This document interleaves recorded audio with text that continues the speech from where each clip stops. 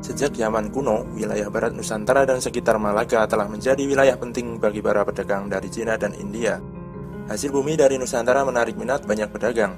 Pala dan cengkeh yang berasal dari Maluku dipasarkan di Jawa dan Sumatera untuk kemudian dijual pada pedagang asing. Pada abad ke-1 sampai 7 Masehi, pelabuhan-pelabuhan penting di Jawa dan Sumatera sering disinggahi pedagang asing. Pelabuhan yang terkenal yaitu Lamuri, Barus, dan Palembang di Sumatera, Sunda Kelapa, dan Gresik di Jawa.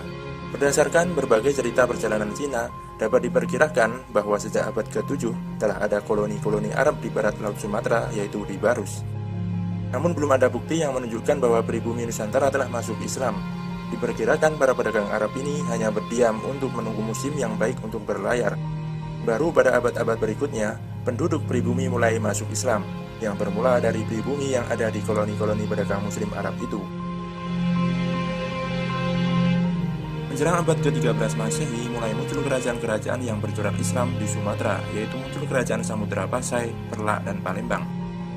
Pada abad-abad berikutnya, muncul pula kerajaan-kerajaan bercorak Islam di pulau-pulau lainnya di Nusantara.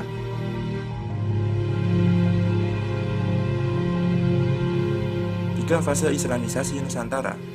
Singgahnya pedagang-pedagang Islam di pelabuhan-pelabuhan Nusantara. Munculnya komunitas-komunitas Islam di beberapa daerah kepulauan Nusantara. Berdirinya kerajaan-kerajaan Islam.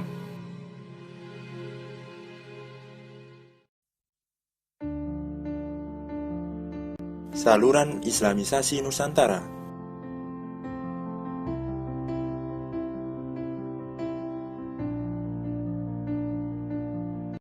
Saluran perdagangan. Awal Islam masuk Nusantara melalui perdagangan. Para pedagang Muslim dari Arab, Persia, dan India banyak yang bermukim di pesisir-pesisir. Kekayaan yang mereka miliki sebagian digunakan untuk membangun masjid-masjid dan mendatangkan para mullah-mullah, dan akhirnya terbentuklah komunitas-komunitas Muslim di daerah pesisir. Saluran perkawinan.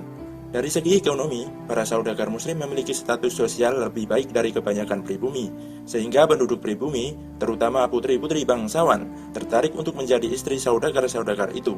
Sebelum menikah, mereka diislamkan dahulu. Setelah mereka memiliki keturunan, lingkungan mereka makin luas. Akhirnya timbul kampung dan daerah Muslim. Perkembangan Islam semakin cepat dengan adanya perkawinan antara Muslim dengan anak bangsawan, anak raja atau anak adipati. Saluran pendidikan. Semakin meluasnya komunitas Islam, muncullah pesantren-pesantren yang diselenggarakan oleh para ulama. Dari pesantren ini kemudian muncul para ulama-ulama yang kemudian berdakwah ke tempat-tempat lain untuk mengajarkan Islam. Saluran kesenian. Kesenian juga menjadi saluran dalam penyebaran ajaran Islam. Kesenian yang paling terkenal adalah wayang, yang menjadi alat bagi Sunan Kalijogo untuk menyebarkan Islam. Selain itu, ada berkembang pula sastra, hikayat, babat, dan lainnya, seni bangunan, dan seni ukir. Saluran politik. Di Maluku dan Sulawesi, kebanyakan rakyat masuk Islam setelah rajanya memeluk Islam terlebih dahulu. Pengaruh politik raja membantu tersebarnya Islam di daerah ini. Sedangkan di Sumatera, Jawa, dan Nusantara, demi kepentingan politik, kerajaan-kerajaan Islam memerangi kerajaan-kerajaan non-Islam. Kemenangannya banyak menarik penduduk untuk masuk Islam.